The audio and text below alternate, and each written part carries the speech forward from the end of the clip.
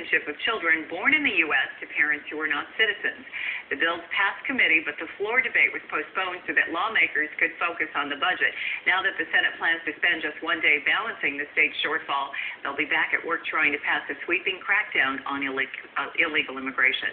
Well, between the state budget and immigration issues, there were dozens of protesters, demonstrators, and onlookers at the Capitol today. Groups of children from across the state actually stopped by the Capitol, some hoping to learn about the legislative process, others had more serious business in mind. Lisette Martinez has been on the Capitol lawn all day long, and Lisette, it sounds like it was a very busy place.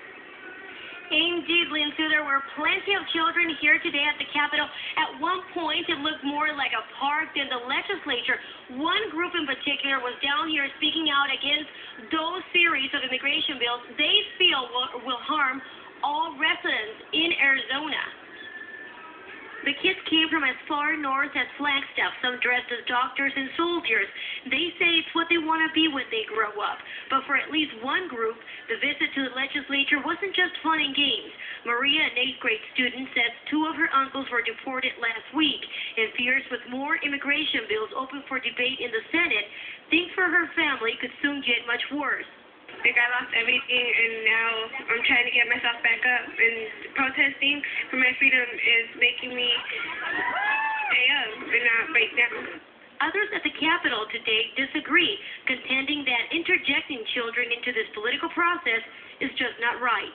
It's grown-up issues. Kids need to be kids. They need to have fun. They need to feel safe. They need to be protected. They don't need to be involved in, the politics or the things that we have going on that are more adult things. Still, those who gathered here today took pride in their actions. They sang, rallied, and showed their passion.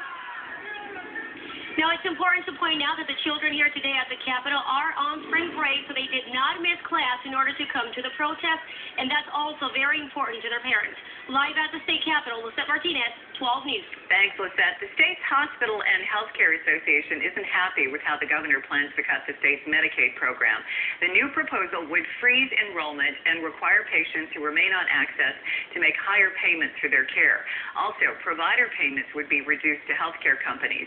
It would also cut about 120,000 people from the program instead of the 280,000 that the governor initially proposed. Arizona's hospital trade group said the proposed cuts would also force hospitals to cut some jobs and services. Funeral